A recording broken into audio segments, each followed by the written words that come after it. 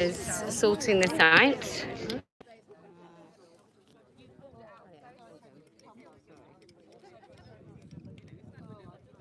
think this is going to work better today. Lovely. Yeah, that cable will be useful. Oh, it's fine. It is what it is, isn't it? We'll get it right. Just, hello. Yeah, that's fine. Yeah. It's nice, isn't it? The subtle cream. Hello, everyone. We're just going to test this and then wait for a message from our tech person to see that we can stream it properly, and then we'll come to you.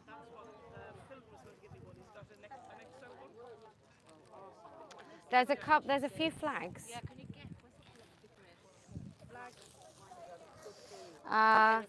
Near the bottom.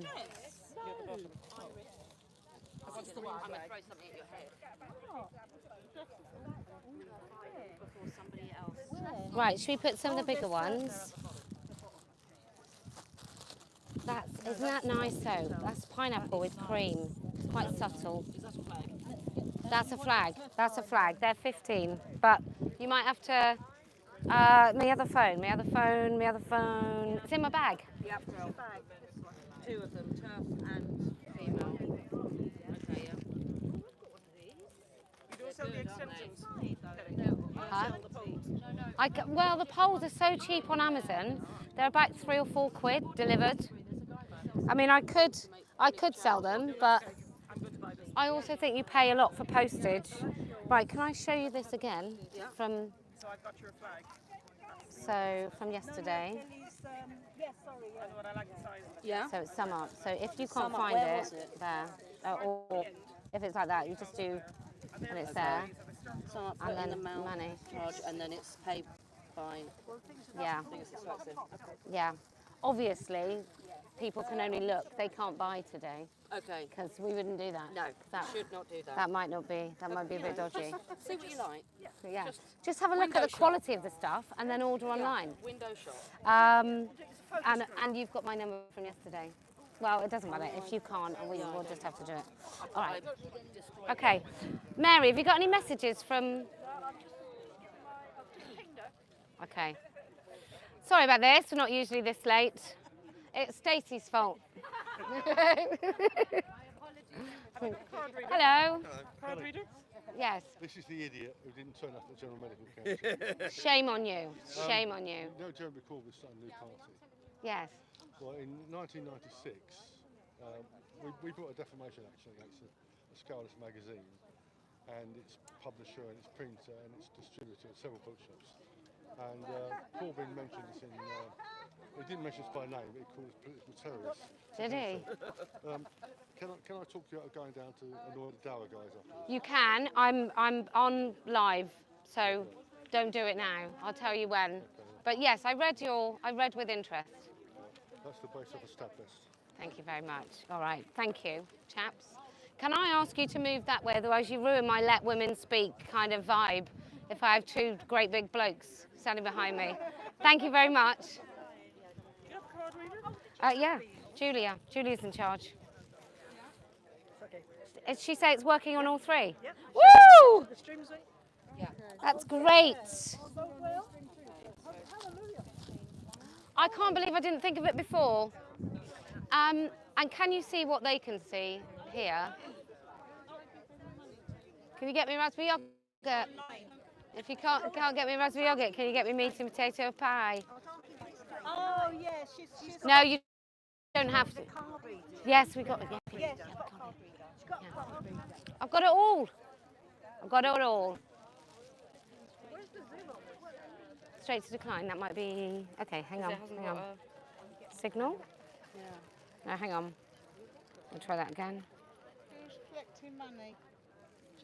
Julia. You might have to start this app. Could be. Yes? 25. I pay in the pub. I can write a list. I'll pay £1. That's £1. Oh yeah, yesterday I think I switched to Wi-Fi. Can you switch my whole phone on and off again? I didn't know. You do know how to do it. You've got an iPhone. I don't have a code though. I've got a very old phone. I'll call you when the code comes in. Yeah, great.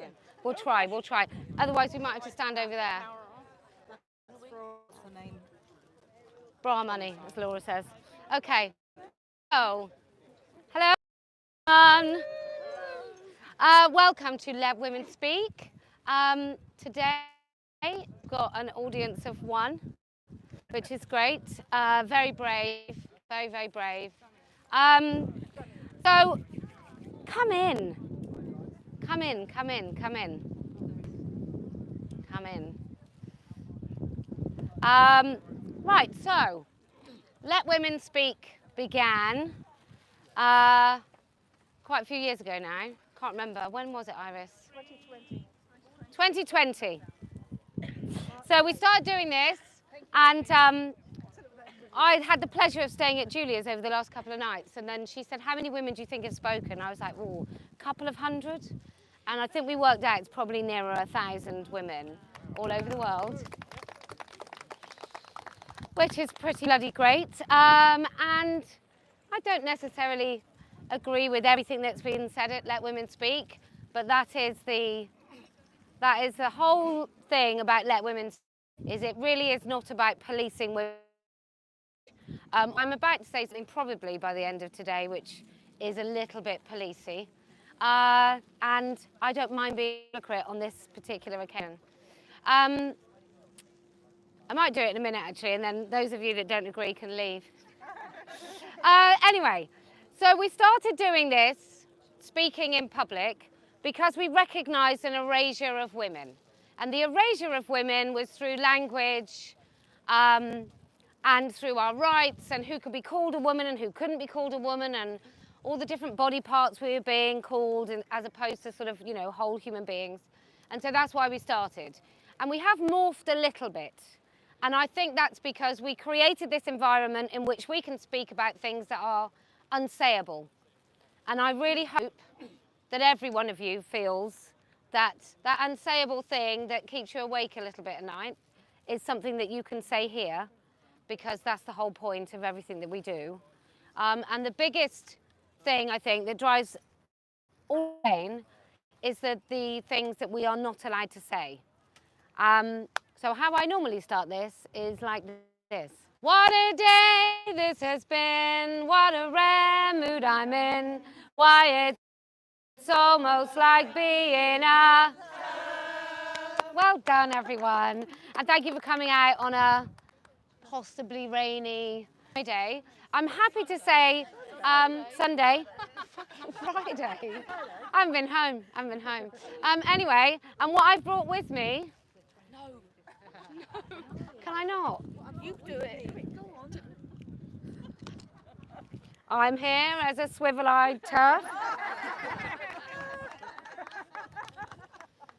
Well, now I'm going to have to do that. The Glastonbury flag, can I just say? It's too high. Mary, you have to do... Oh. There.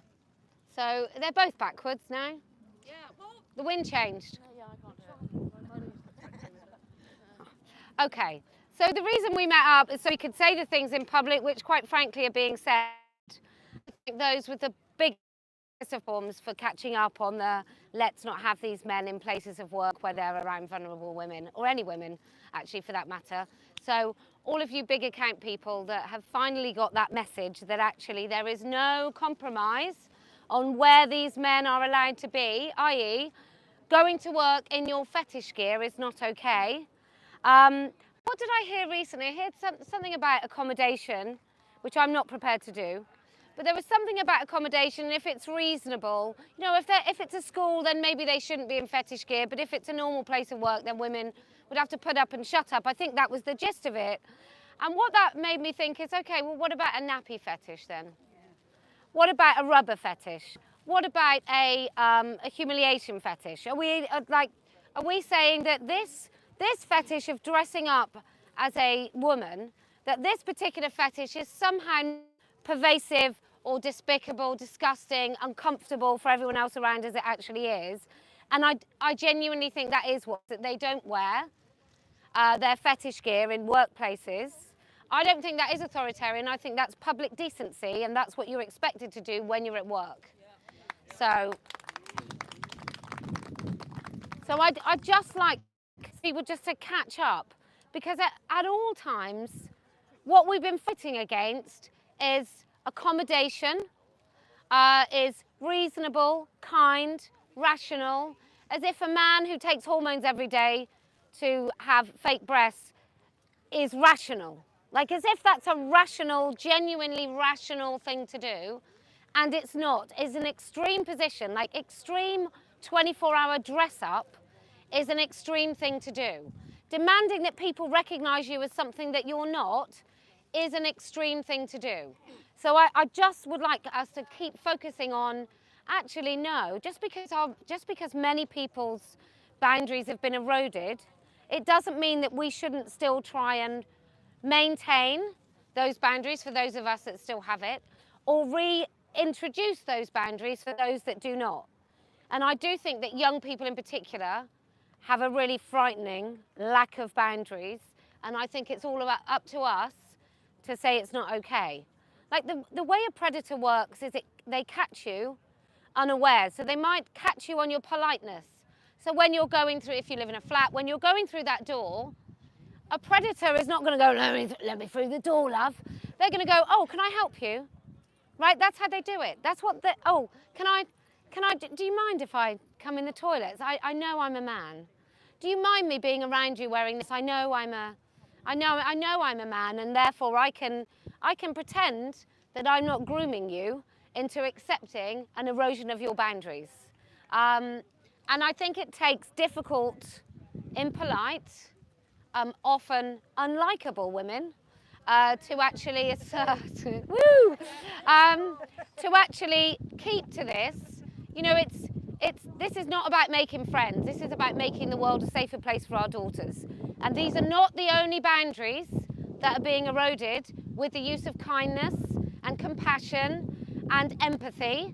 And those other boundaries that are being eroded, you might say, well, you know, they've come from a war-torn country, and now there's 400 of these military-age men living in a hotel in the middle of and if you talk about it, you're racist, because let's be kind and wonderful and so on.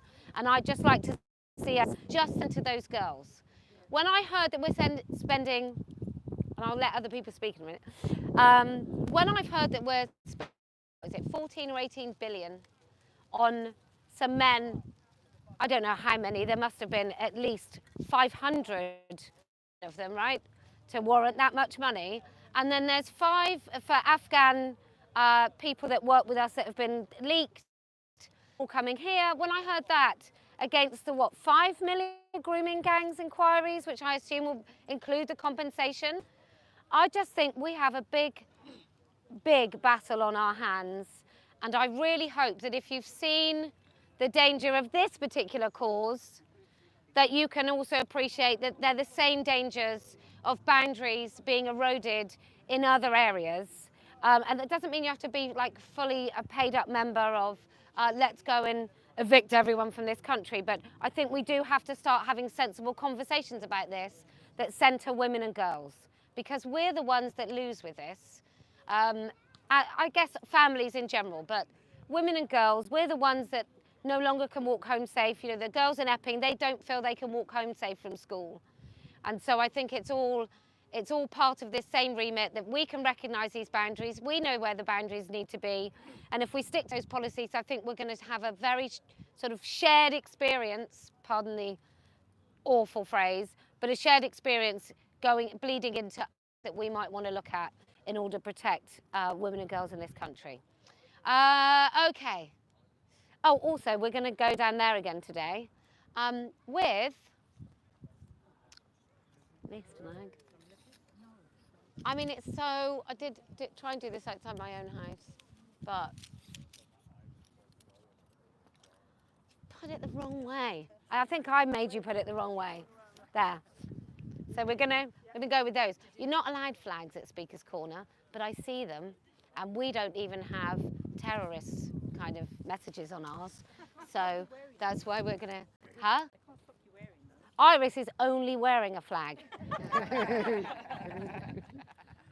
Okay, who else would like to speak? Come on, yes. Following on from what you were just saying. What What a lovely t-shirt. Oh, shit. I mean, sugar, pardon me. Thanks.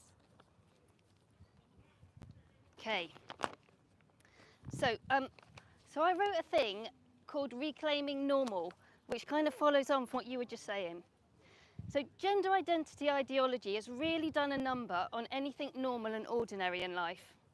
It's an ideology that seeks to undermine the normal whilst it tries to normalise extremes.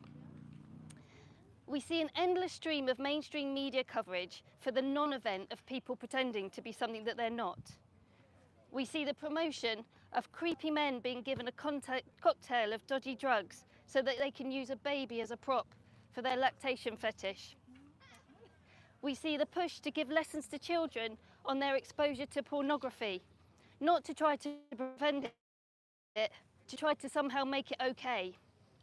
We see medical practices that prevent children's puberty and that amputate healthy body parts under the guise of affirming care.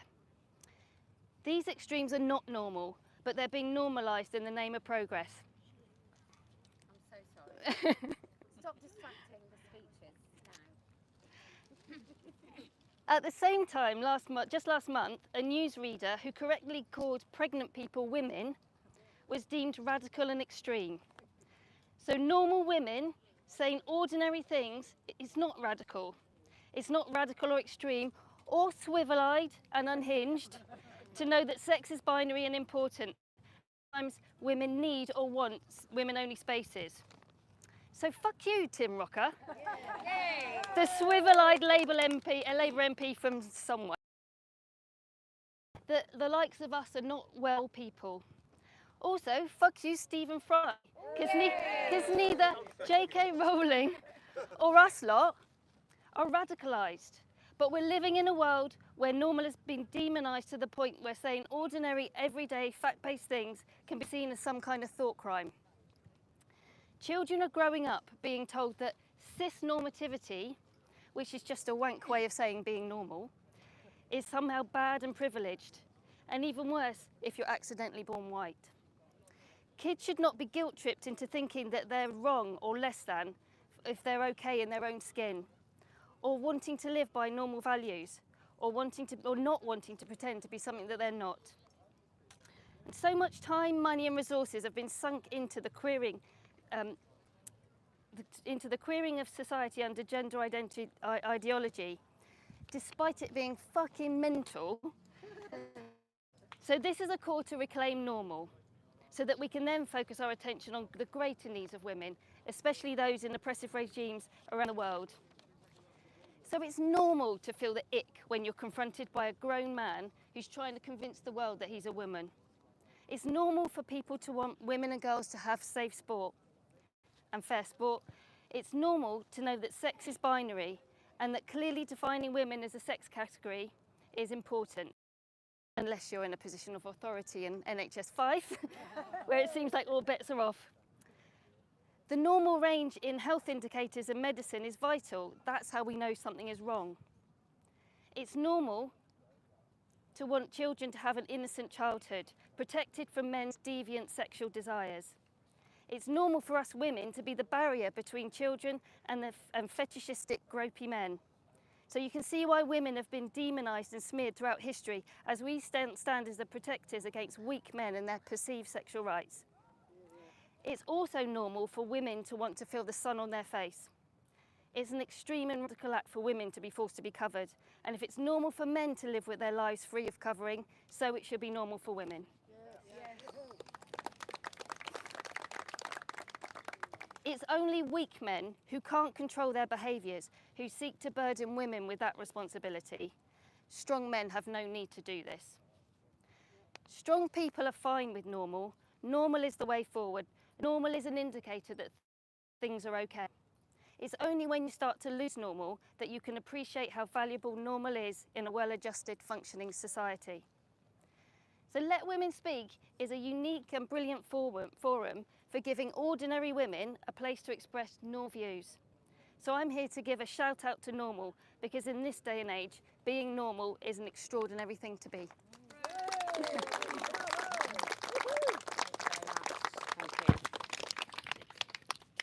talking of normal, let me tell you about my trip to the NMC, so which is the Nursing and Midwifery Council. So we went and did a Let Women Speak outside of the Nursing and Midwifery Council, because they're the people that produce the code of conduct for nurses and professional standards.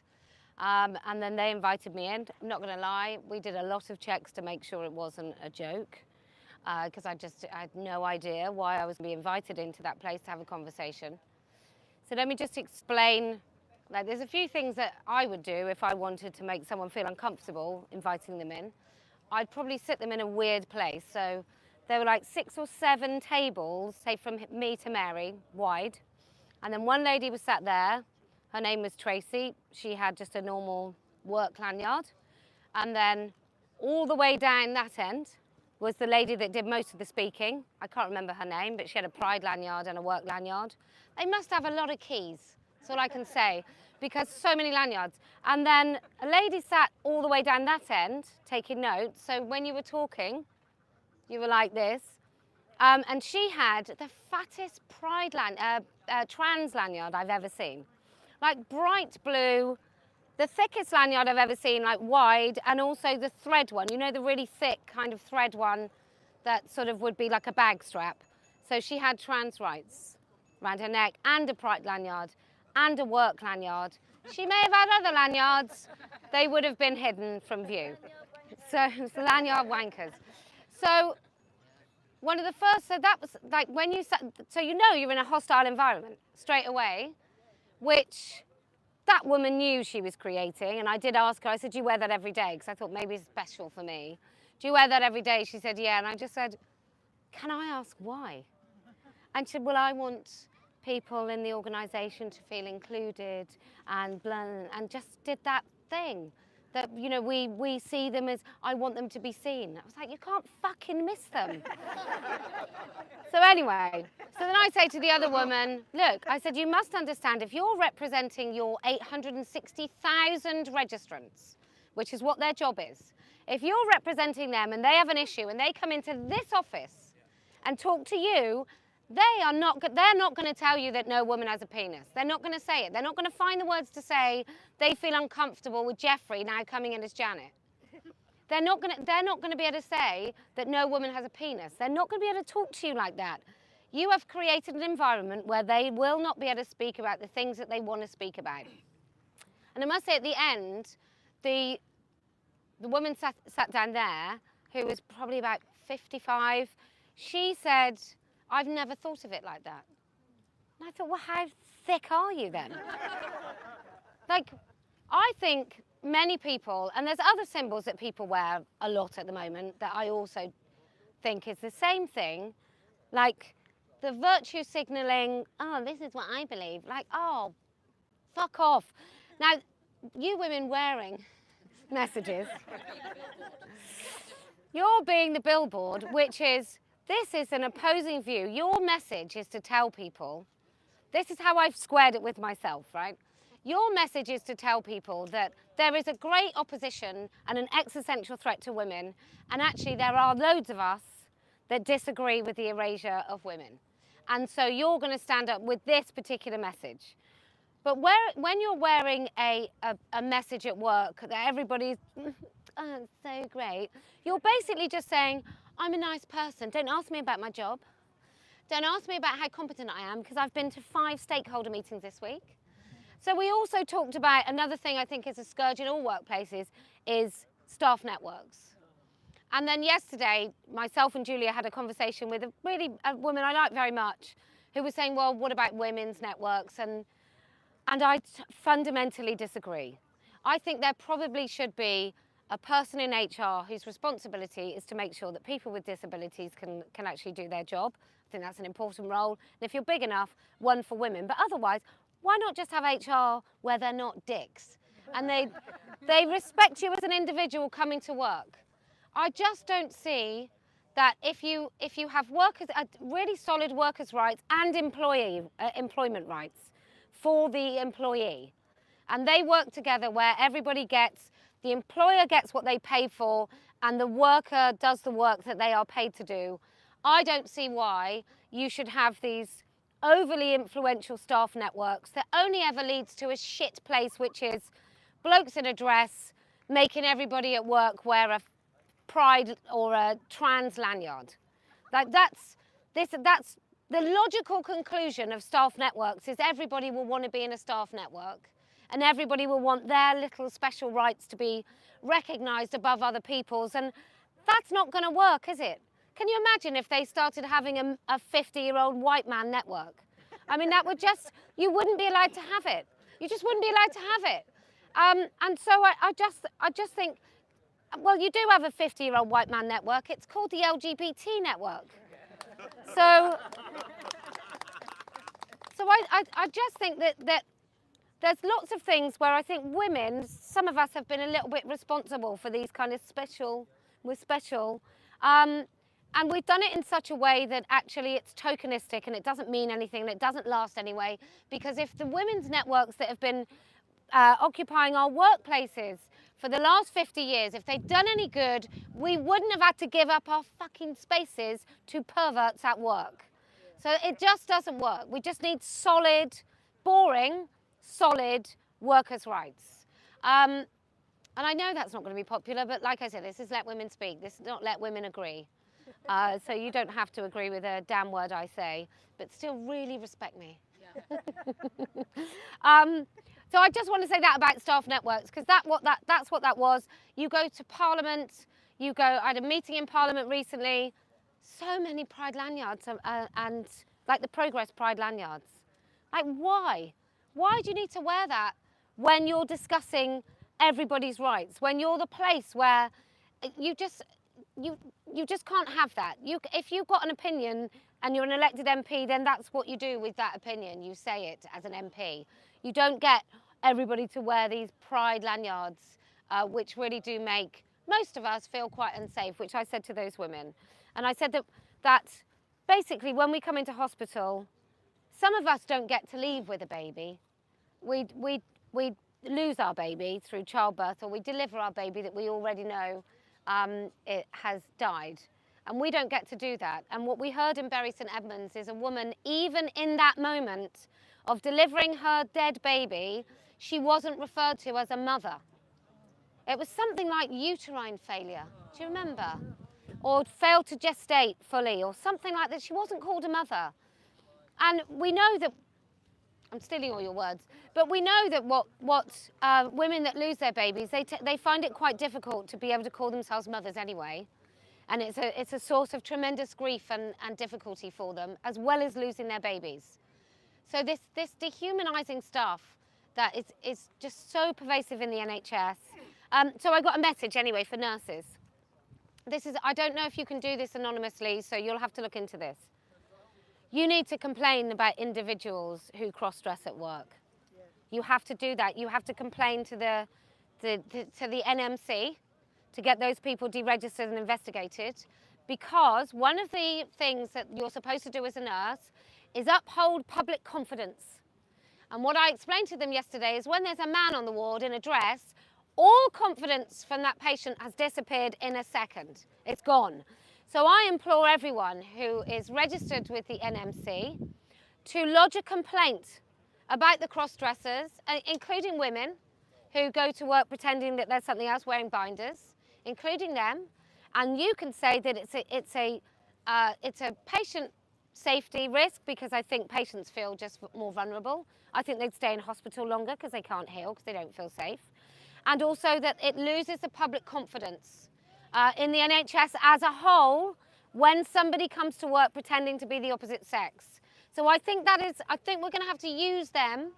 We're going to have to use the mechanisms they've given that have been punished women with, like Sandy Peggy and the Darlington nurses. We're going to use the mechanisms that have been created supposedly to protect women that have actually been vilifying nurses in the NHS for such a long time. And let's just take them to task and see what they're going to do about it. I suspect that's also something that happens with police standards about cross-dressing police officers. I expect it's the same in the fire service. I expect it's the same. Public bodies need to make sure that the public do not lose confidence in them. That's one of their kind of priorities as a service, So let's just use that against them and let's see what the NMC do. And if you're a nurse near retirement, I don't know what happens if you complain and you lose your job. I don't know what happens to you. It'll be something that you'll need to find out, and you'll need to understand the risks that you take when you take that course of action. But otherwise, what's the other side of this? Well, Dr. Upton, who couldn't wait to target Sandy Peggy, the woman who didn't smile and pander to him. He knew the woman that was not having any of it, and he just waited and waited and waited until he could get her. That became his, I would imagine, I don't know Dr. Upton, but you can sue me, Theo, whatever your name is, Dave. You can sue me if you like, because I'm going to defame the shit out of you now. But I think he went to work with a mission every day. How can I get that woman? How can I make her submit? Because she's not doing as she's told. And that's really annoying, and she doesn't even seem that frightened of me. She's not pandering to me at all. She's not frightened of me, so I'm going to get her. And I feel that was his mission. It's a bit, like when you have an annoying neighbour, and then what they do is that maybe it's your parking bay, maybe you've got a bit of a dropped curb, right? And then what they do is they parked just 2 inches over. But they do it every day. And they know that you're coming home and you can't quite fit in your space, but it's their life's work. So I think that's what he did. And we need to stop him, because if he was doing that to her, what was he doing to vulnerable I can never say that word. Vulnerable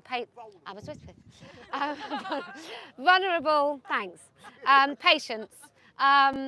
What was he doing to them who didn't comply? He complained about patients. Oh, an elderly lady.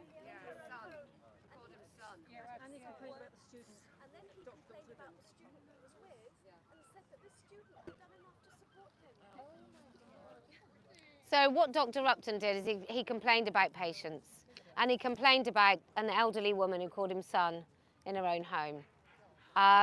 So yeah, that's what he did then. So we're right, aren't we, when we make these assumptions about these twats? We're right about them. Anyway, who else would like to speak? Yes. Thank you so much. Nice to see you. I'm going to speak about schools, but I just want to speak about councils first. So I stood up at Cornwall Council and asked them a question, which you're allowed to do. And the question was, will you, in light of the Supreme Court clarification of the 6th of April, will you make sure all your policies and documents, when they refer to women, refer to biological women only? And will you make sure that the protected characteristics of sex and gender reassignment are correct in all your documents?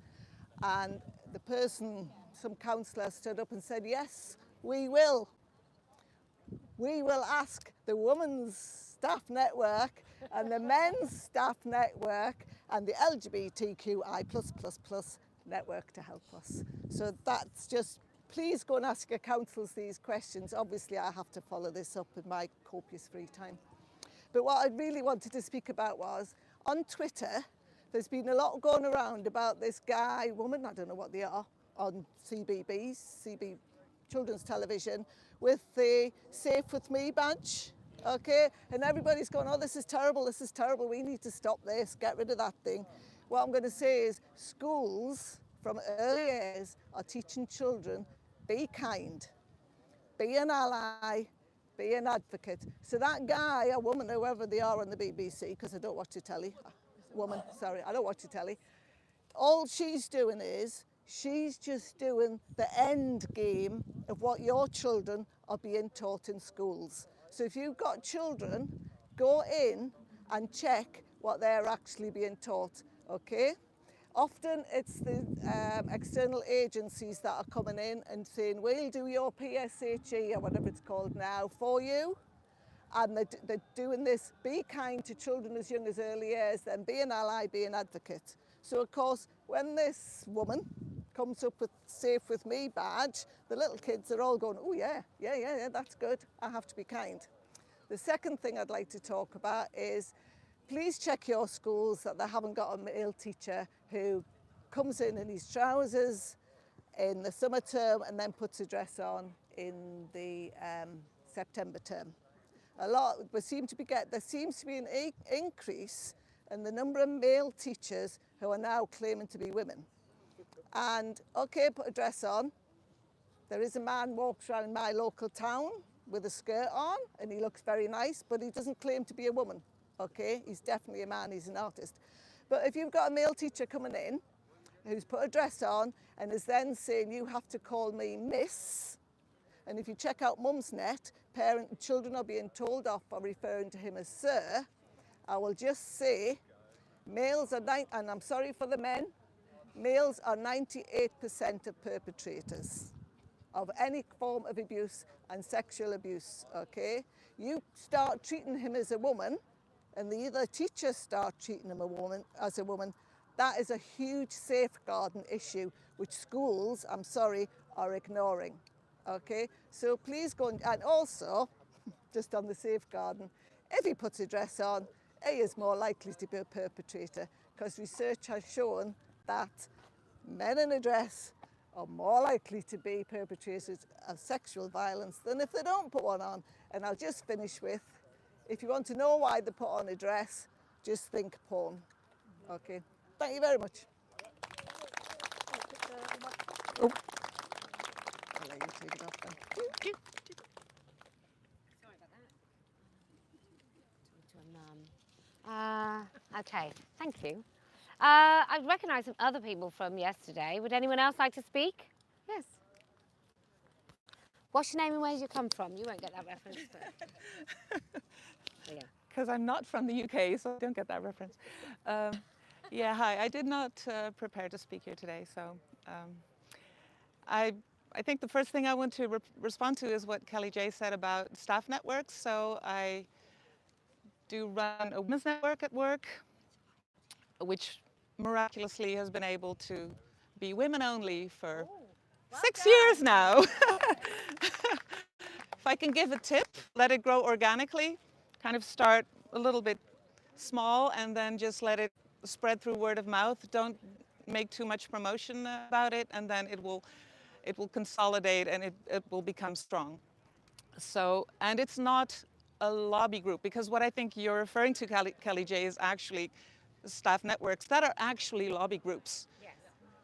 And I think a staff network should be a place where people get together and have exchange things because they have something in common. Could be being a woman or anything else. You have a shared experience, like you said. You don't have to be vulnerable necessarily, but you have a shared experience, and we just have a lot of fun activities, but it's also really good. It's a women-only space, and I think all of us know how important that is. I've also been involved in setting up a network that is resisting the imposition of gender ideology in the organization where I work. This has been quite a different experience. In the other network, I got all the collaboration from HR, from the organization. We got sponsors from senior management and everything. And now we actually get quite a lot of resistance from HR. There has been quite some censorship happening, which was of internal discussion, which was one of the reasons we set up the network, because we weren't able to have a discussion on this topic and be any form of critical.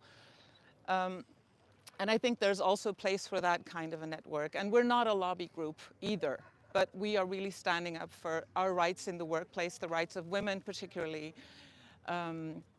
Now I have, not sure if it's wise to say this, but I'm going to say it anyway. I have a man in my building who has been dressing as a woman for a while and who has now escalated to dressing as a little girl. And thank you. I feel quite alone in this, I have to say, even though I'm very sure that I'm not the only person who's shocked by it. But I think, what's your name? Sorry, you were talking about normal. Polly, yeah, like Polly said. We are all kind of playing along in this. It's like a play that we're in, like a farce in a way. And this guy comes up and everybody just acts like it's normal. And everybody inside is going like, what the hell is this, Nobody thinks it's normal, so there's some reason why we're play acting, and we're playing along with a fetish, really. And I have to say, I really felt that, and I feel that because I see him regularly, in my gut. Like I get a physical reaction. And to me, that is sexual harassment, even though it's his mere presence. But bringing a sexual fetish into the workplace is sexual harassment. And we should take action against that. It's not normal, it's not acceptable. It's not just a dress code issue, it's not just unprofessional. It is sexually harassing particularly female staff. Men can also feel very uncomfortable, I think, but it's not okay. And that's what I wanted to say about that.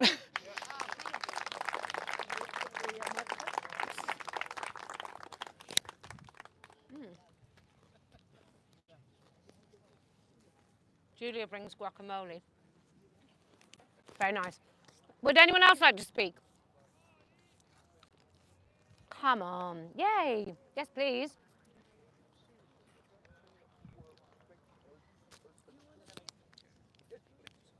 Oh, yeah, let's see a picture. No, I'm joking. There you go, thank you. Can everyone hear me okay? It's a bit, yeah. So I haven't prepared anything, but I'm just going to tell you about my utterly shitty year, which I think some of you might relate to. So my name's Janet, and at the end of February, I published a video in which I committed the awful crime of saying I didn't like the phrase pregnant people. Terrible. And it was actually a video that was marketing related, because that's what I do, but all hell broke loose, as you could probably imagine. People were online calling me a bigot, they were calling me a transphobe, they were calling me far right, Nazi, you probably know how it goes. And I run my own business. I'm a former journalist, but I now run my own marketing consultancy, and basically it has absolutely trashed my livelihood and my business. Because people were going online and basically suggesting that I was a Nazi, a bigot, that people shouldn't work with me.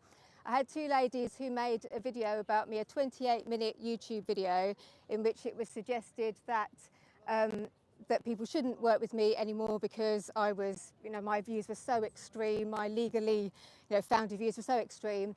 That people should unfollow me on social media. I use social media for my work, it's really important. That they compared me to Russell Brand, to an alleged rapist. They also compared me to Elon Musk and the Nazi salute. And all of this has kind of been rumbling on and on this year, and it's been really, really tough. It's hit me financially and personally. And then I got cancer. So I was diagnosed with cancer last month, and this isn't really the point of my story, but obviously that's made my year even shittier, because I'm dealing with people destroying my business, my livelihood, for basically speaking the truth and saying what is scientifically true.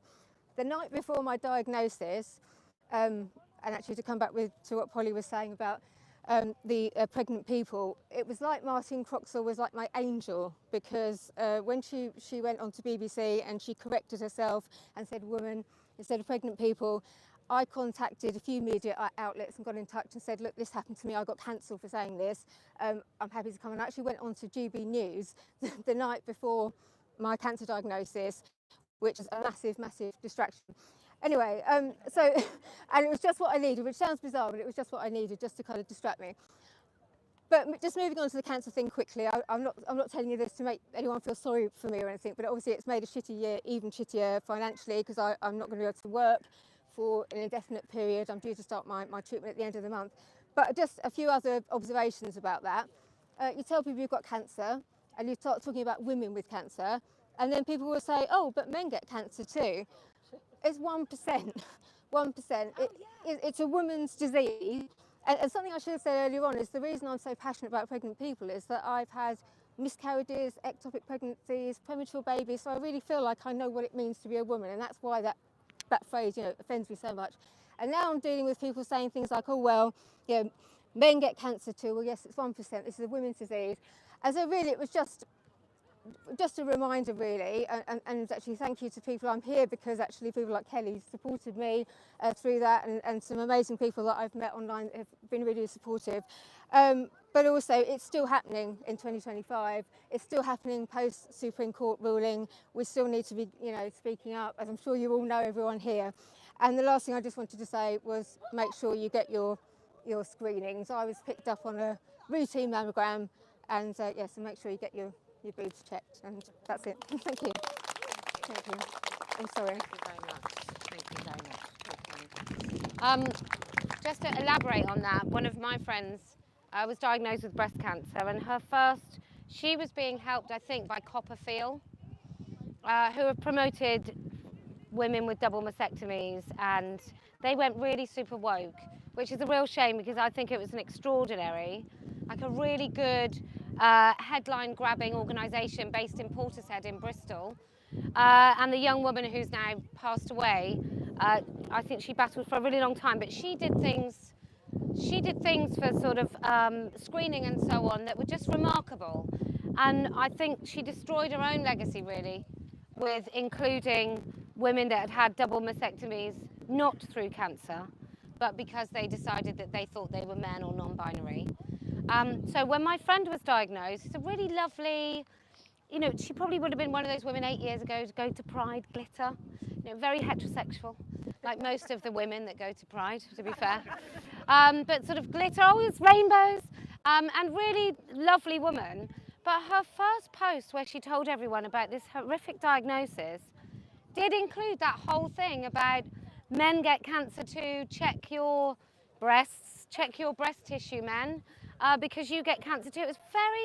It's really interesting. Obviously, you can't go into the post, stop talking about men, when she's telling everyone that she's just been diagnosed with breast cancer. But that is that inclusion of we can't have anything of our own, even breast cancer. That is what this led to, including men in our spaces who call themselves women. It's that same thing. We're just not enough.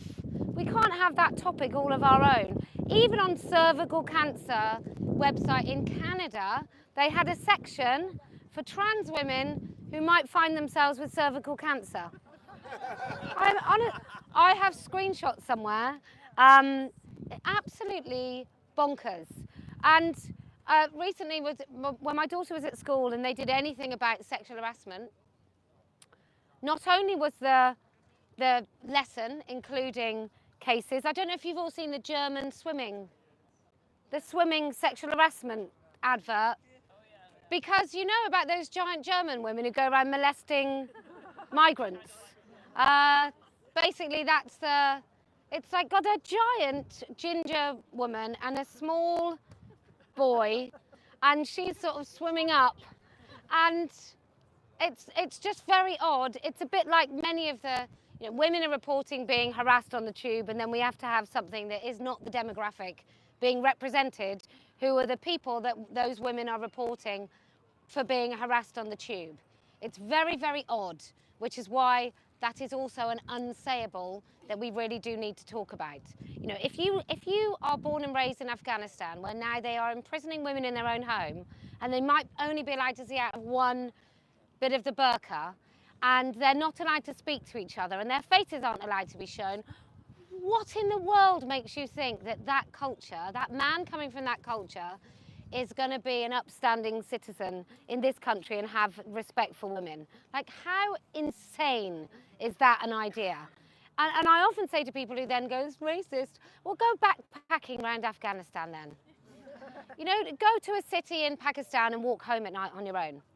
Like, if you want to pretend that everyone's the same, you go and do that, and I promise I will attend your funeral. I'll wear black.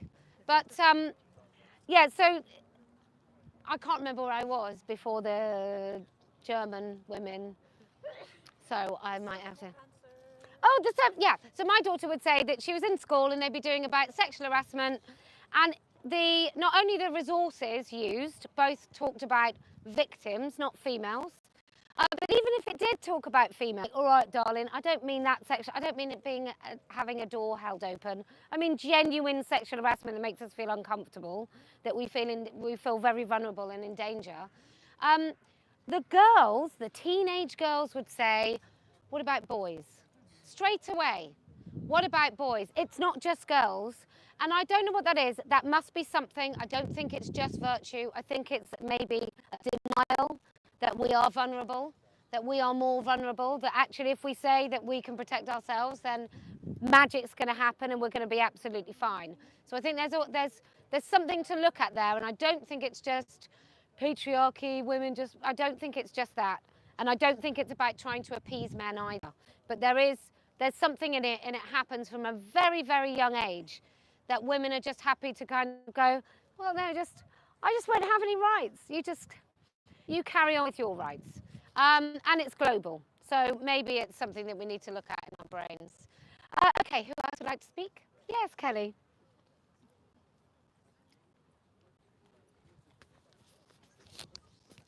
You don't have a love? Yeah, Thank you. thank you. What a lovely t-shirt. Thank you. Well, that was what I wanted to talk about because when I ordered it, I didn't realise how apt it was going to be. Yeah, so some of you might know I'm a counsellor, and I've recently been suspended from the NCPS, which is a professional body. I'm in quite a privileged position in that it's not really going to affect me, even if it goes terribly wrong. But I have been poking lots of nice people on LinkedIn. That's where the action is. If you want some action, go on LinkedIn. There's loads of them. I'll try. Sorry, I am quite quiet. Yeah, so yeah, if you're going to go on LinkedIn, join the Free Speech Union first, because they've been really good and they're really helping us.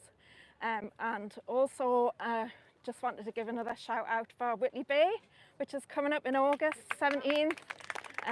Come to Whitley Bay.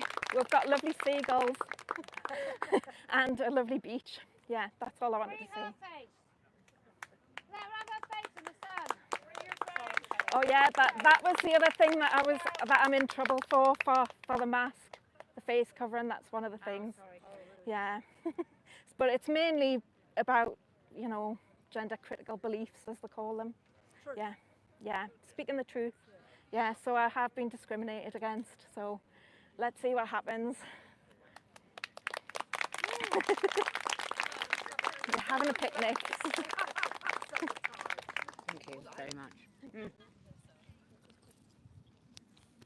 Man just walked past. His wife was a few feet behind. She's fully covered. So, to my critics, I did say free her face. To him. It looked a bit miffed.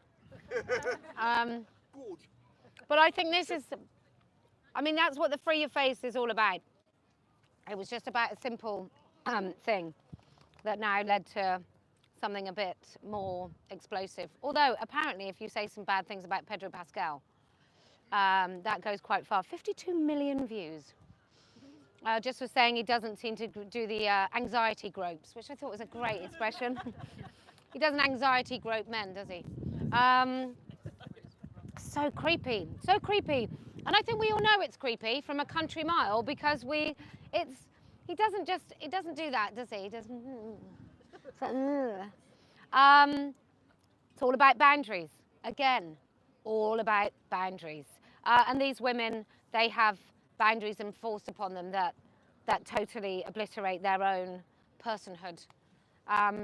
So we will be going down there in a minute. What's the time, Mary? 2:30. Oh, better go sooner rather than later. Who else would like to speak here? Yes? You can speak.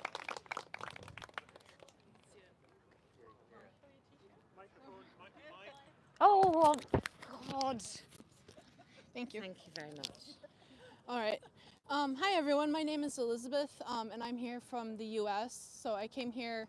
This is my first trip to Turf Island, and I'm enjoying it. I'm enjoying it so much. So thank you all for the warm welcome. So I'm here for the Women's Declaration International Convention, where Kellie-Jay and some other women were where yesterday I serve as the current president of WDI USA, and I also founded the WDI USA Desisted and Detransitioned Women's Caucus last year, so that's what I was there to speak about. Yeah, sorry. So yeah, I am a Gen Z TERF, and I'm a desister, and I was just gonna talk a little bit about how I ended up doing what I do. So I was sorry. I was a very bookish child, and I remember reading about the women's movement when I was probably 8 or 9.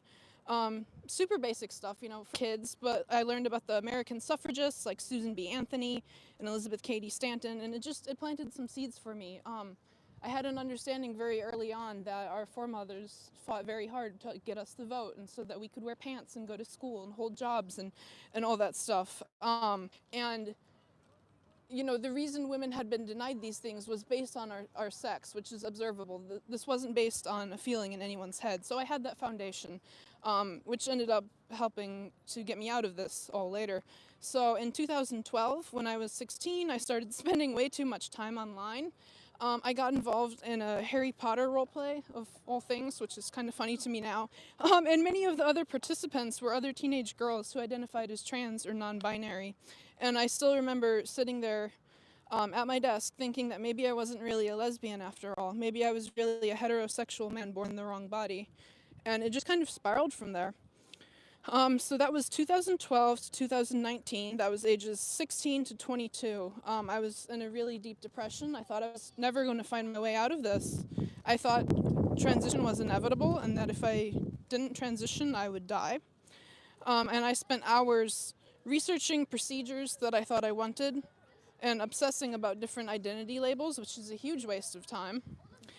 But ultimately, I never medicalized, and I'm so grateful for that today, especially because in the last few years, I've realized that I really want children, and that's, you know, that's something that could have been taken from me before I realized that. I've always been very inquisitive and very determined. Some people might call it stubborn, and so I always want to know why. I want to know the answers. So I had a lot of doubts about trans ideology. They say trans women are women, and then you ask what is a woman, and they say it's anyone who identifies as a woman. And I'm like, well, that's not an answer. So let's keep thinking about this more. And then, you know, I'd think, well, isn't it regressive that they're saying, you know, woman equals skirt and men equals pants? Like, wait, that's what the original feminists were fighting against. So, you know, I sat on that for years. I wanted to be really sure before I did anything. And then another thing is that I saw a lot of my friends in college medicalized, and not only did they not get better, they actually got worse. And that just got the gears turning in my head that this was not right. And then my senior year of college, I started reading a lot of TERF blogs and forums and all of that. And I just remember thinking, holy shit, I've gotten this all wrong. These women get it. They're not bigots. And it's been a joy to return to real feminism and the real women's movement. And I do think TERFs are the modern day suffragists and suffragettes. I wanted to talk a little bit really quick about the US. So I think this is a really exciting, hopeful time to be an advocate for desisted and detransitioned women. Last month, in the case United States versus Skermeti, the US Supreme Court ruled that states can ban medical procedures aimed at disguising the sex of minors. And at the moment, 27 states have laws banning such procedures. And many hospitals, even those in blue states without bans, have shuttered or halted their so-called gender medicine clinics in an effort to comply with the Trump administration's Executive Order 14187, protecting children from chemical and surgical mutilation. So this includes Children's Hospital Los Angeles, home to Dr. Joanna Olson Kennedy. So you might know her name. She said, if you want breasts later, you can just go and get them. And it also includes Kaiser Permanente. So they performed double mastectomies on Layla Jane and Chloe Cole when those two were only 13 and 15 years old, respectively. Let me see. The Department of Justice also issued subpoenas to more than 20 doctors and clinics involved in performing sex trait modification procedures on minors. But this fight isn't over yet, and we can't become complacent. Executive orders aren't laws, and the next administration could come in and reverse course. So that's why it's so important to get these laws passed.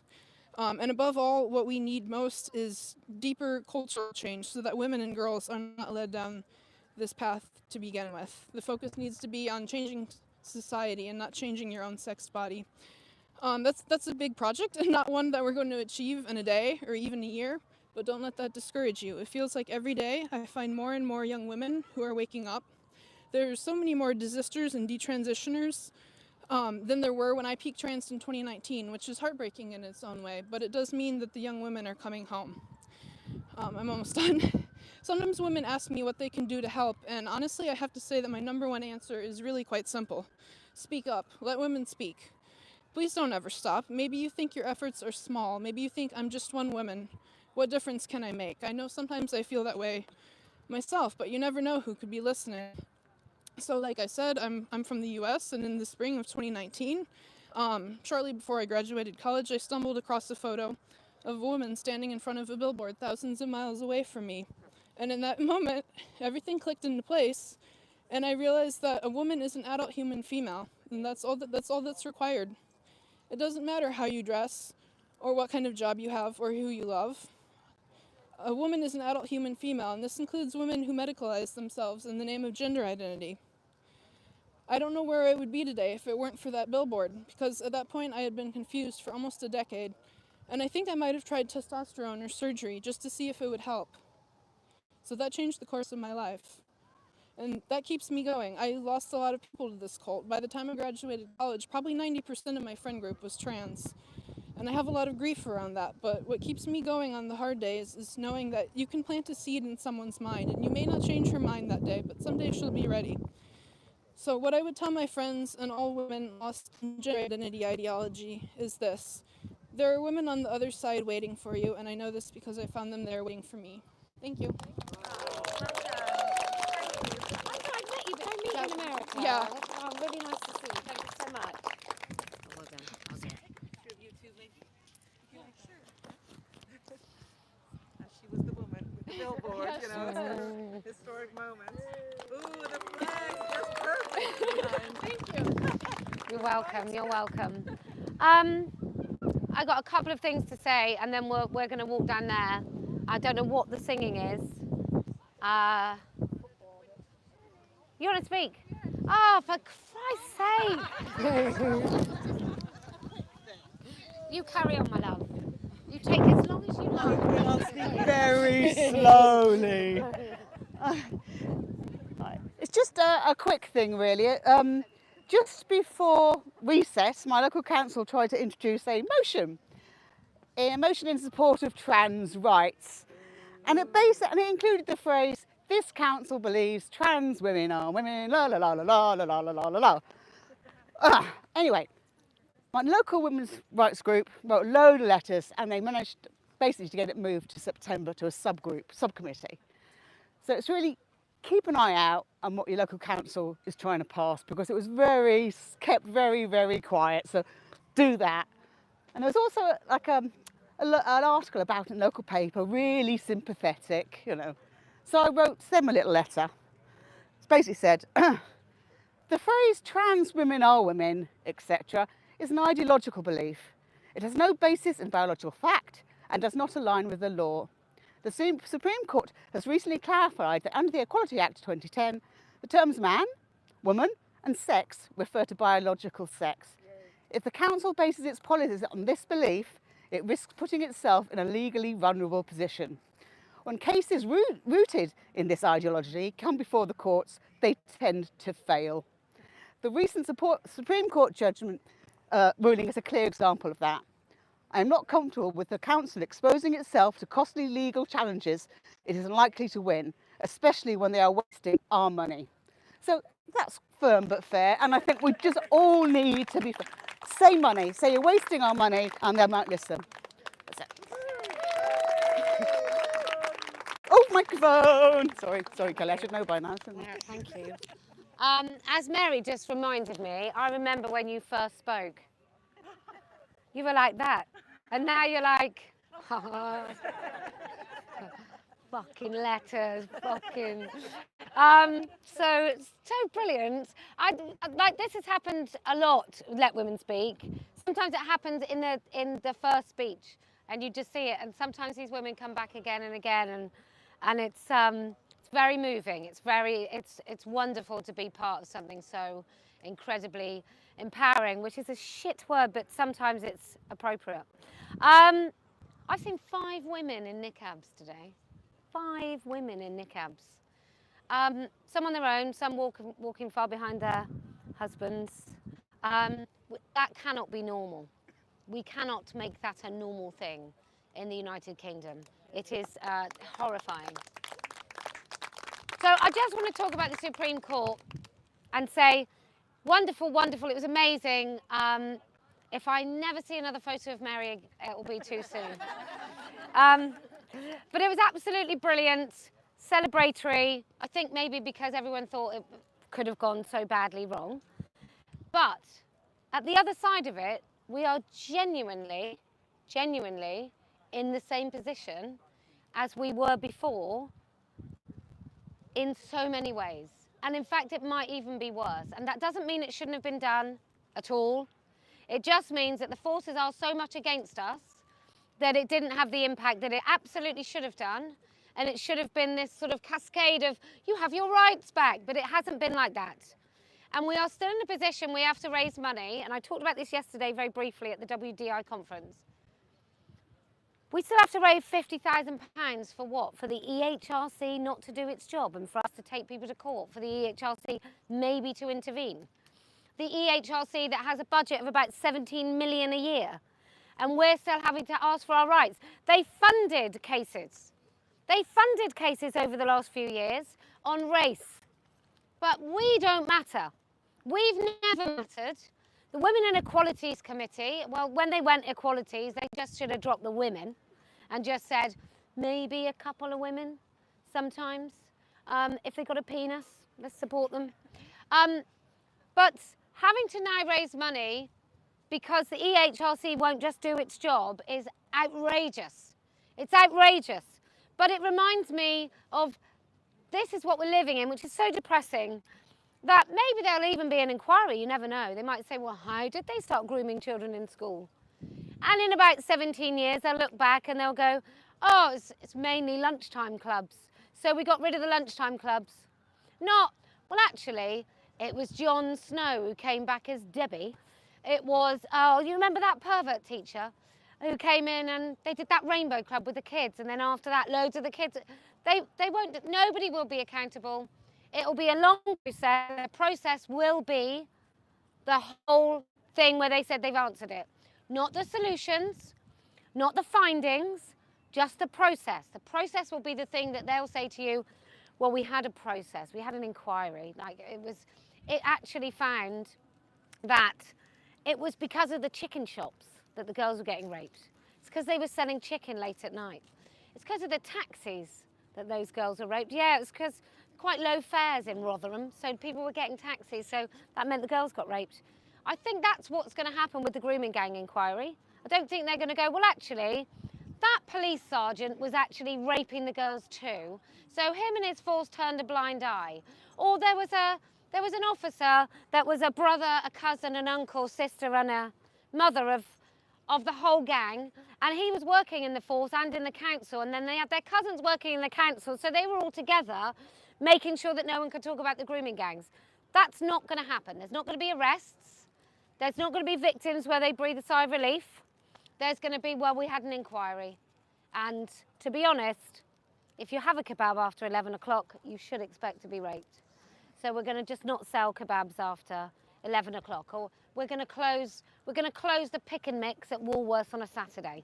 That's kind of going to be the thing. It's not going to be people that are responsible. It's going to be some sort of weird process. That's going to happen with the trans stuff. It will be, well, I didn't know. I just went along with it. I thought it was nice to wear a lanyard. Did you not think beyond that? Well, no. Why not? It's on 85,000, so it didn't really pay me to look. So, can you hear that? If you don't want to come, I'll understand, but I'm fucking going. And I'm going with bells on, very excited with my Turf Island flag. So we are now, I'll round up here, but If anyone would like to volunteer, Stacey, if you would like to volunteer to do the camera, that'd be great. So we are gonna, so this is Speaker's Corner, where lots of men argue about God, and it used to be all sorts of men, but now it's a majority, a certain type of man. Pardon?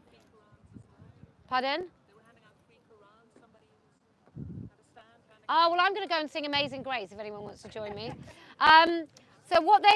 So Speaker's Corner used to be this wonderful place of free speech, and then the free speech kind of laws and rules and everything that we have is now being used against people who maybe don't think that other people should have free speech. So they occupy that space. It's very male dominated. It's very male, but I'm not fucking having it. So that's where I'm going. Okay? Anyway, if you lovely peeps, if you can keep speaking up and saying the unsayable, just remember when you say something that you think, oh, someone's not going to like that very much, they probably already think it. And if they don't already think it, they probably have never had a conversation about it. Like you can, genuinely speaking, you can get sounds from here that come out of your mouth with your, like, the help of your lips and your tongue, and it can do any word. It can actually say any word if you want to say them, and like the consequences are what? You have a difficult conversation. Let's just do it. So anyway, so if you can do that, I promise we will win. If you can, Iris, I don't think that's appropriate. If you can just wear a flag like Iris, no pants, then I promise we will win. And do you know why else we're going to win? Well, because I never lose. Right, we'll pack up and then we'll go down. Are you all right to... You can, if you want, you can just tilt that a bit so you don't have to hold it, because it's quite heavy. Well, you didn't know.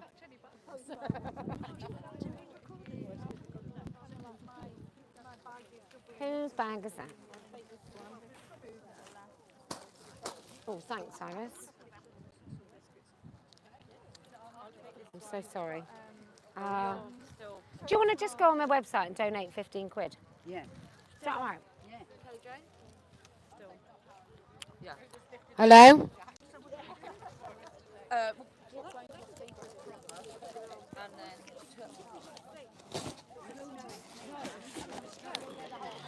Yes. Well, you can put a message.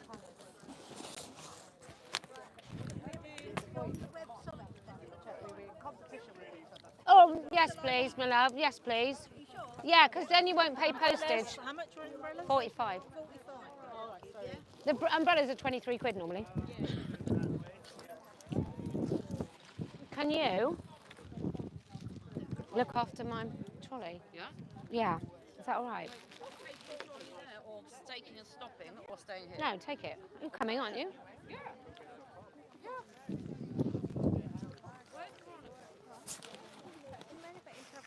No. Would you mind signing this for me?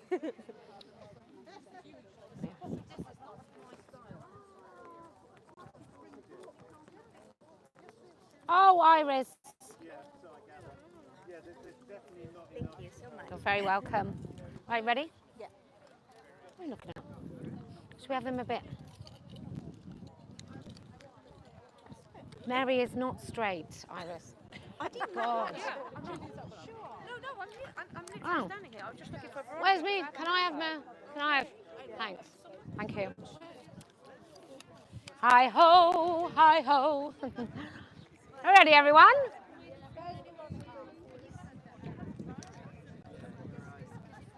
Oh. Oh, no, you have your flag. Maybe we could ask a man to...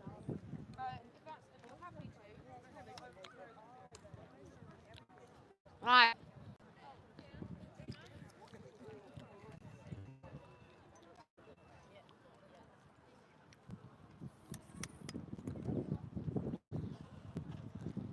Free her face! Be free in England!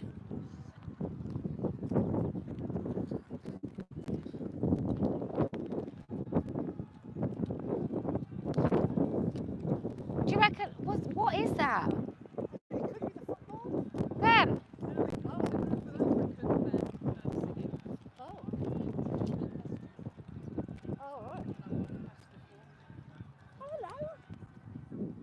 Hello. You all right? Good, thanks. Good. You? I'm fine. Good, good. What are you going to do? You're going to... Speak for 15 minutes and leave.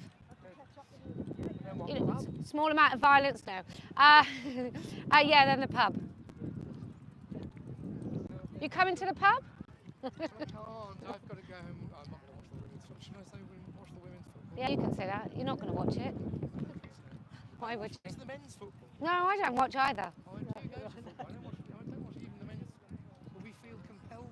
We should be watching this, don't we? That's true. That's true.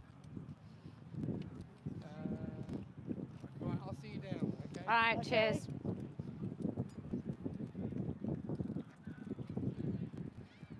Do you reckon they'd be Christians? They're singing. Well, they could be. It's Sunday.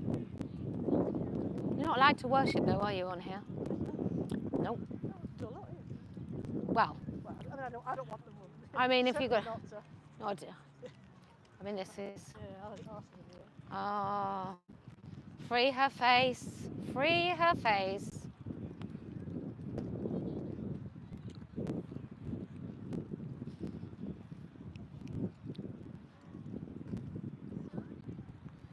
It's all right, isn't it? It's all right, isn't it? Yeah. You just getting my ass with that camera. No, I was lifting it up to make sure. I mean, there might be some shots. There's enough for an OnlyFans if you want to set one up, I'm just saying.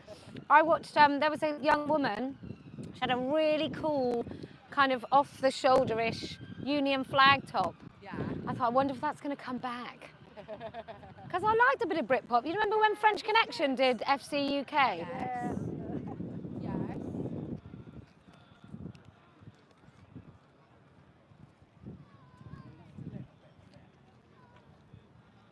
They're singing, She'll Be Coming Round the Mountain. No, they're not. Can you imagine if it, She'll be coming round the Oh, I know mountain. what you're saying. It's not a thing we'd laugh at when we were 14. What was she doing on the mountain?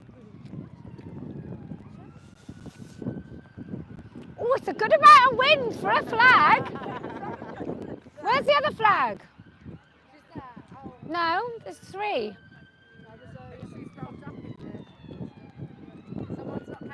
It's Iris. Feels much different walking down there with the flag. Like an advancing arm.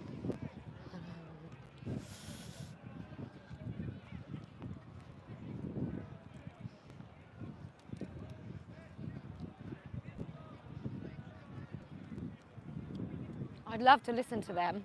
I bet they're amazing.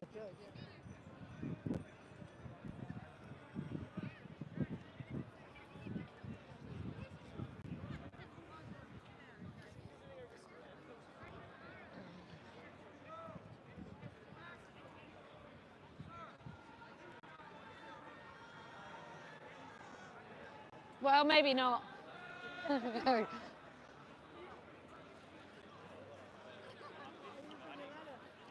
I know, Mary. I know.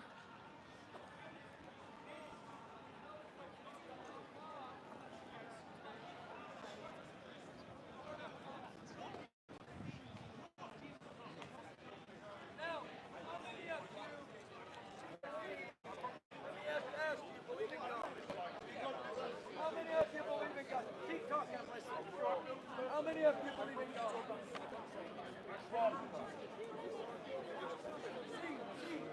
Where should we stand? Should we stand right in the middle? Just seeing a bit. I'm just going to have a look down here.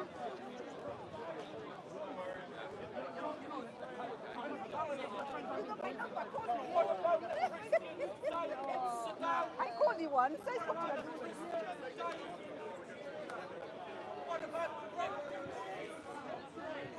Oh, what about here? Well, I've only got a little thing. I've got to wait for Julia. I don't mind him though, the Christian guy. She's over there.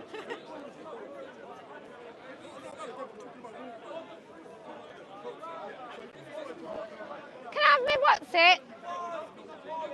step. I mean, it won't make much difference. Can I have that step? Step.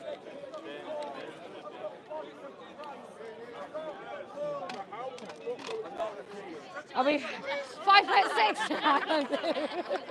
Wow, look at the step. It's like a miracle.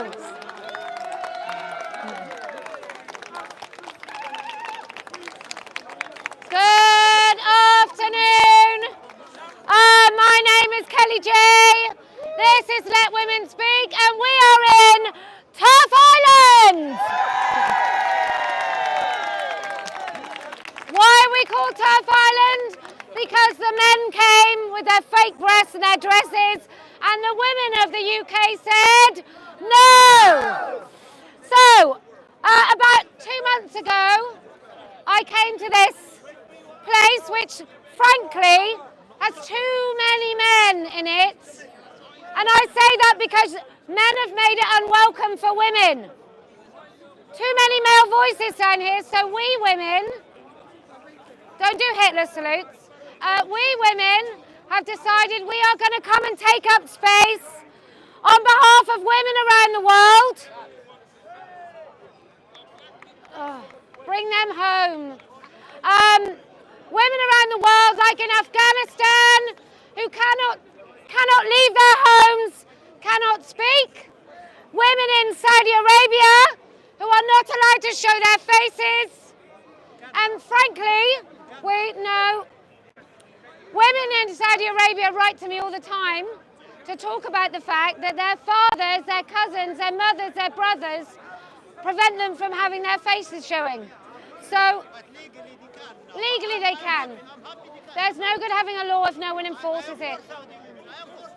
There's no point having it being permissible for women if their families don't allow it. So it's still not allowed. That's what I would argue. So, we don't want to see women with their faces covered in this country.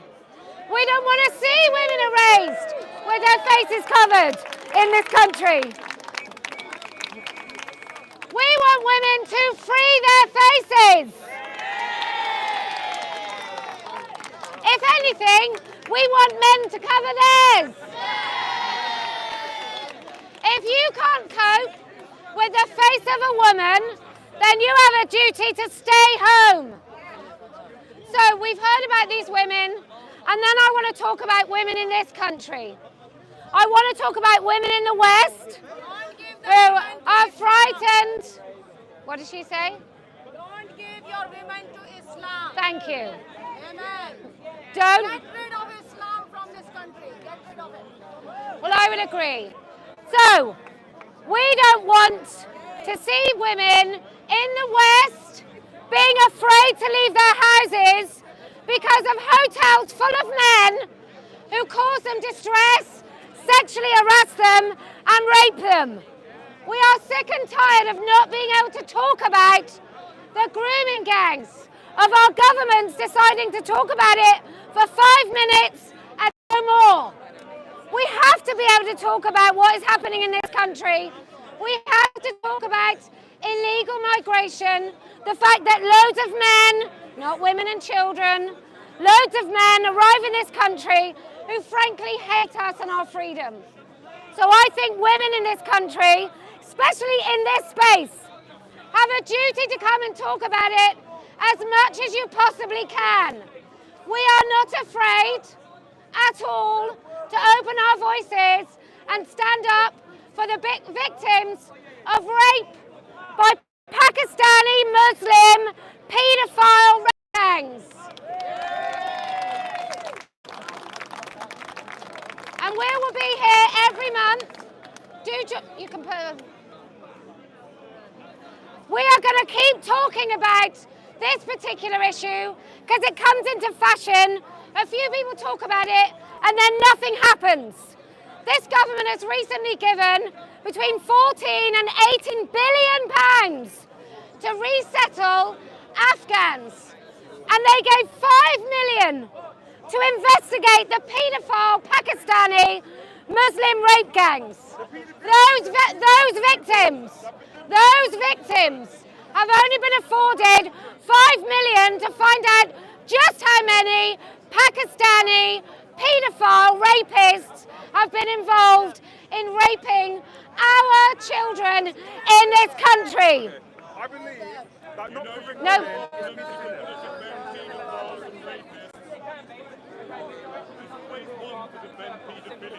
I think a 9-year-old is an adult. Right, okay, so we come here because we claim this place as Turf Island.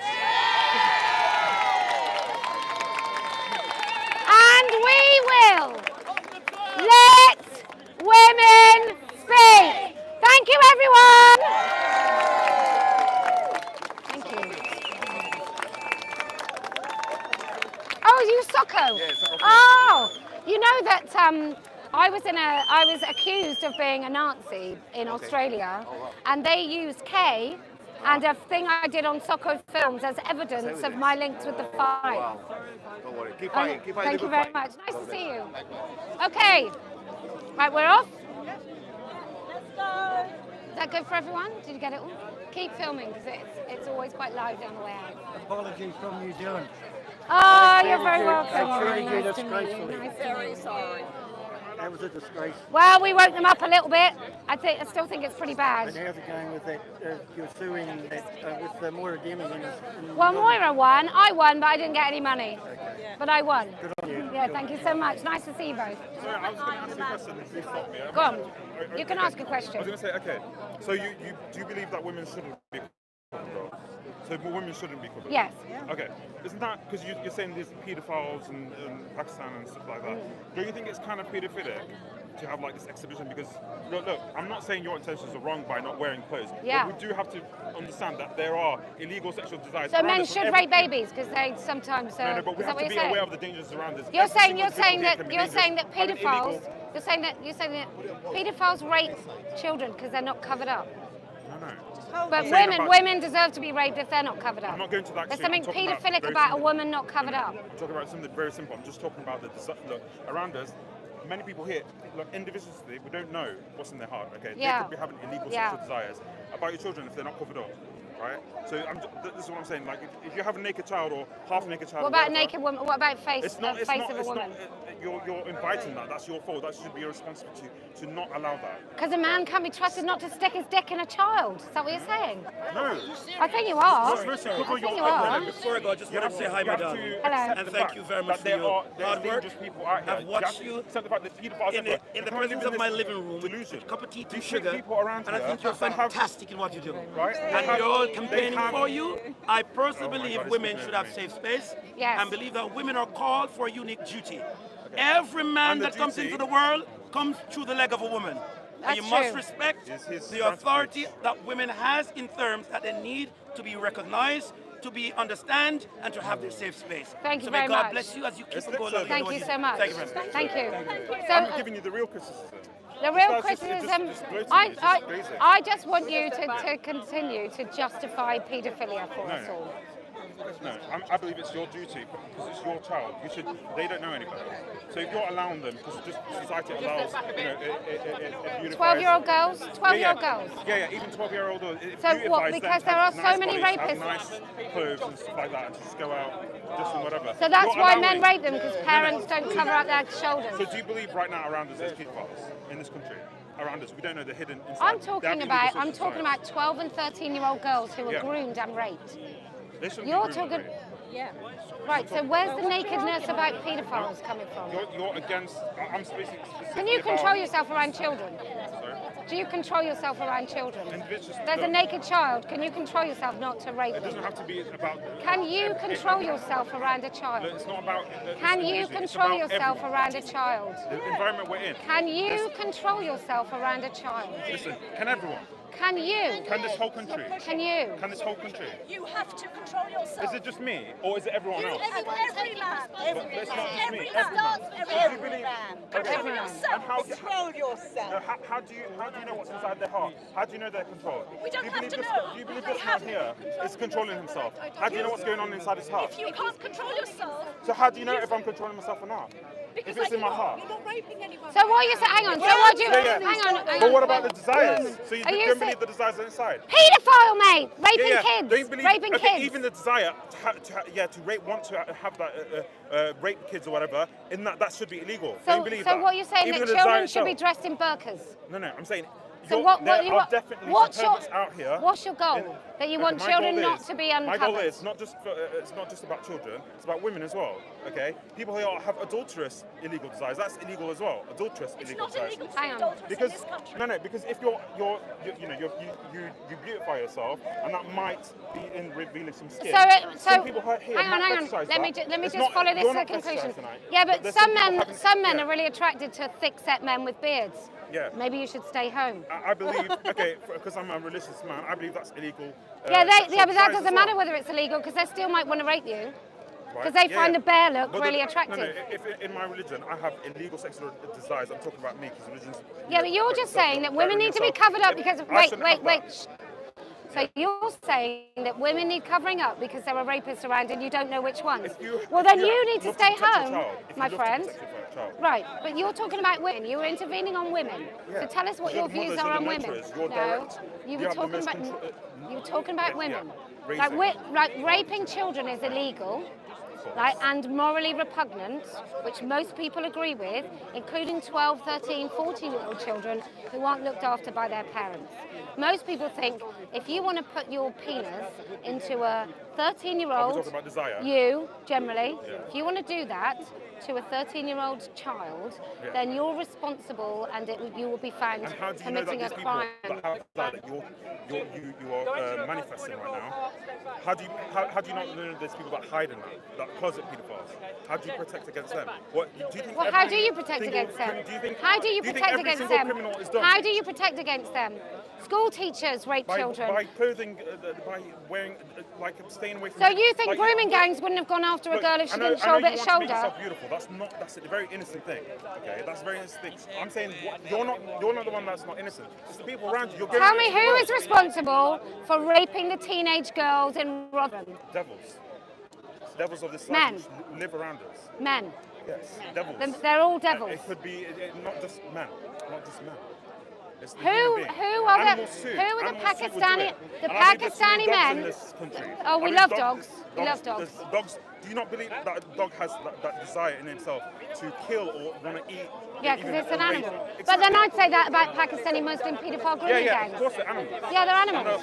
So they're responsible for raping a girl. Right, so if they're responsible, if a rapist is a monster or possessed by the devil, whatever that you're, right, how is it a girl's responsibility for being raped by the clothes she's wearing? It's not your responsibility, it's the responsibility of your parents. No, but you said it's monsters and devils. You said it's monsters and devils. So is a monster and a devil not going to rape a girl who wears a burqa? They will, definitely, if she's alone. Well, in Islam they say you have to be with no, but in Islam we have a man with the little girl at all times. I can't hear you, sir. There is actually. Do you think Muslim men then in Muslim countries are like really dangerous that without a chaperone those girls are going to get raped? Look, I believe there's a lot of hypocrites in Pakistan. Okay, there's definitely some filthy individuals who are not on the religion. Lots of people are hypocrites. Okay, there's some hypocritical because it's not just about the religion. Okay, look, it's not done a perfect job. I'm not saying that the covering yourself is a perfect job. You still have to have the protection of your father. You still have to all those things. Like this is a duty. So men have to protect us from other men. This is what men have to do. But the mother, she has the role of teaching her kids. So you think a woman like I'm wearing this? Do you think right? So if my daughter was wearing that and she got raped, how's that going to happen? Maybe she should be protected. Like it's upon the duty of the father to protect his daughter, at least in Islam. I'm going to tell you who's responsible for rape: the rapist. And do you believe that some people can be rapists in the future around us? We don't know. No, that's right. Yeah, so some people here can turn out to be monsters. We don't know. Yeah. But it doesn't make any difference whether you're wearing a strappy top or a burqa. It makes no difference to the rapist. To the rapist. If he can get that, if he's got an opportunity, he'll do it. I agree 100%. Nothing to whatever you're wearing, okay?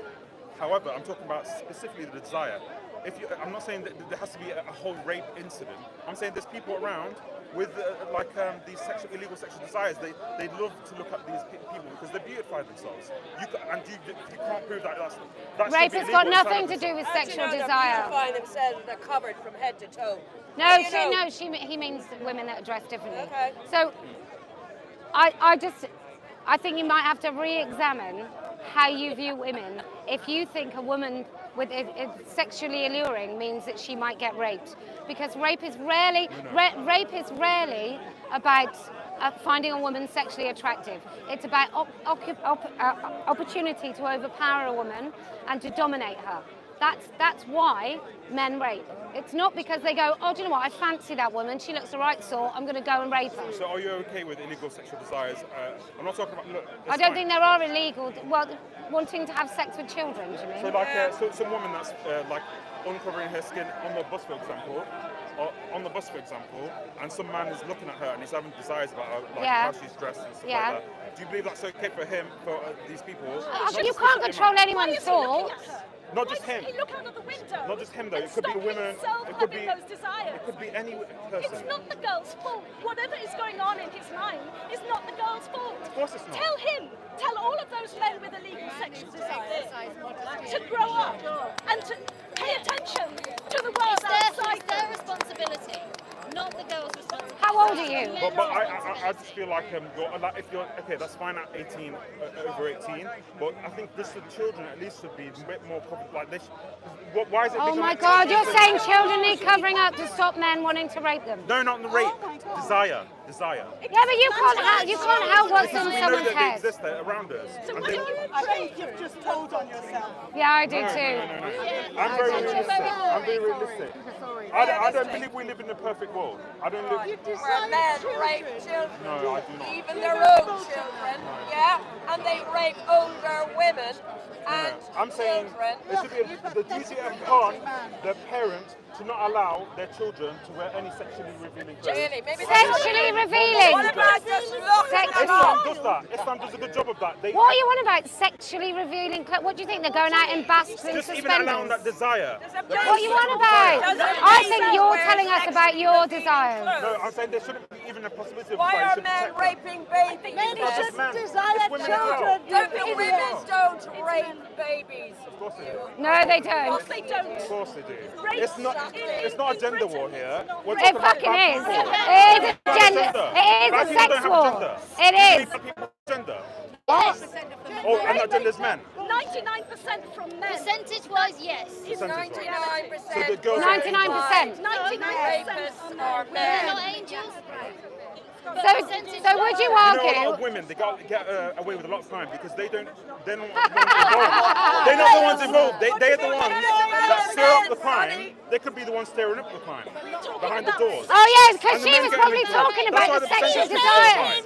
The women talked about the kids' It's sexual because desires. the women are hooking up the whole issue behind the doors. And I believe it's not blaming the victim, bro. No, I'm saying women can also be criminals behind their man, and their man goes to prison.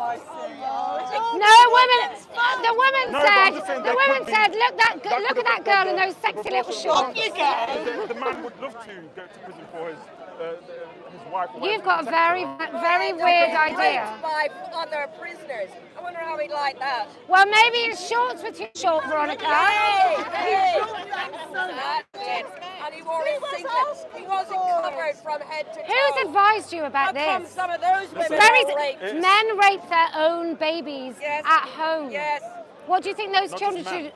Oh, stop there we go it! again. Stop it! All right, 99% of rapes men are and carried out boys. by men. Men and boys rape small children in their own home. So what do you propose to do to men?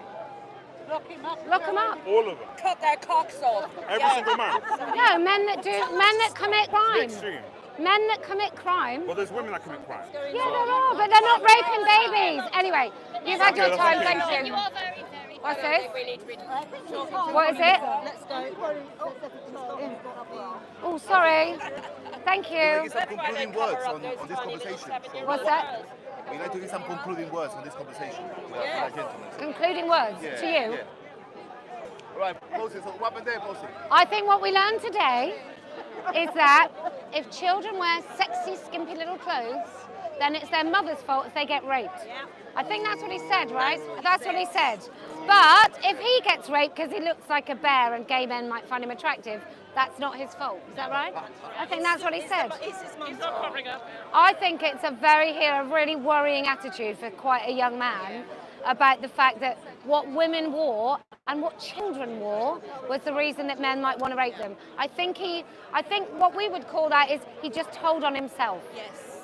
And I think it's very worrying, actually, really worrying. He's a radical Islamist.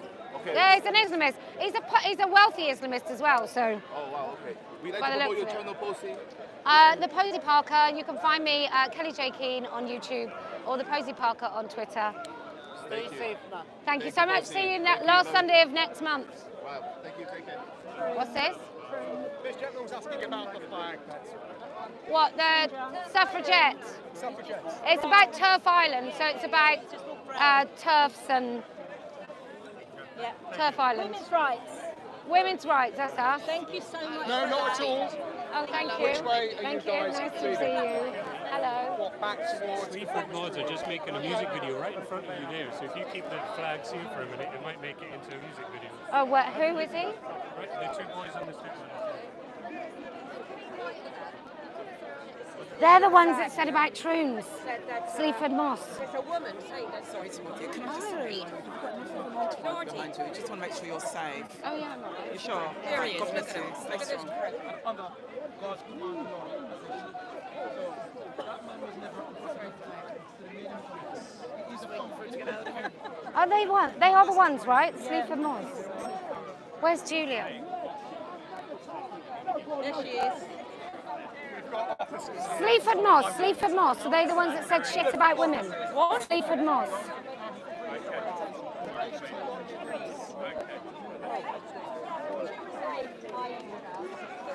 They are, aren't they? I think they are. Huh? I don't know. What's it say, a black and white photograph of you? Would that be okay? Yeah. You're heading down that way. I just moved to London. Oh. I've been looking for you. It's first of every month. Last Sunday of every month. Yes, last Sunday of every month.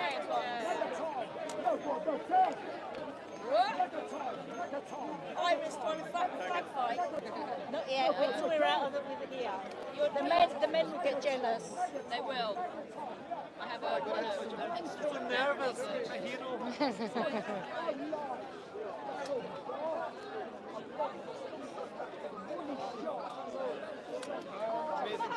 You're welcome. I'm sure they were. I'm sure they, Sleaford Moss, I'm sure they put out a trans women and women. It's quite useful being amongst the friends. I don't know.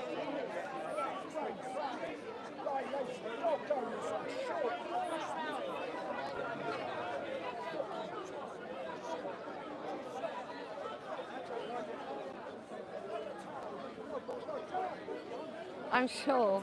I'm sure. We're called what? Secret Moss? Sleaford Moss or Sleaford Moss. I'm going to shout, bring them home.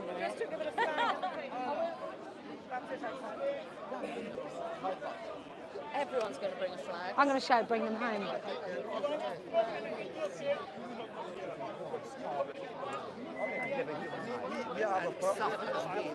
My niece is in jail just now with 3 of these men in Scotland. Is she? 2 of them fully intact. Is she? The most brutal murders, honestly. Oh God, that's just had to share a shower room with them. It's terrible. That way, please, because there's Why? a prune over there. Don't cross. Over where? Ginger over here. Hello.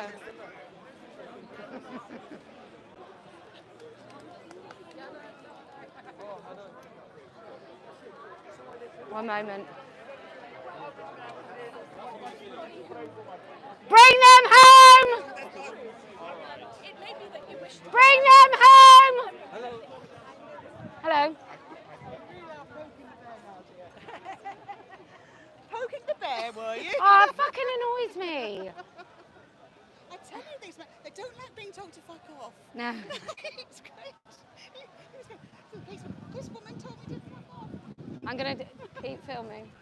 Stacey.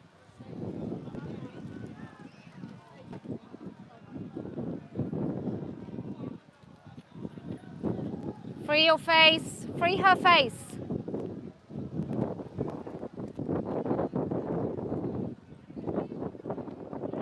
Maybe she doesn't speak any English. It's just a fucking shame. Oh yeah, I probably should.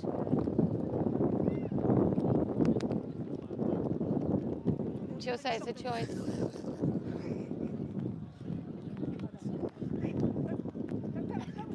Afternoon, ladies. Free your face.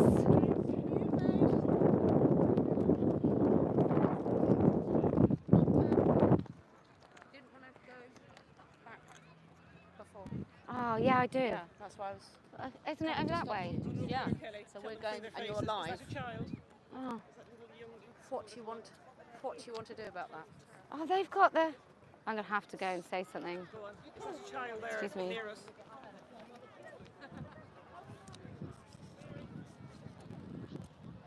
I don't want to interrupt your family, and I hope you're having a lovely afternoon.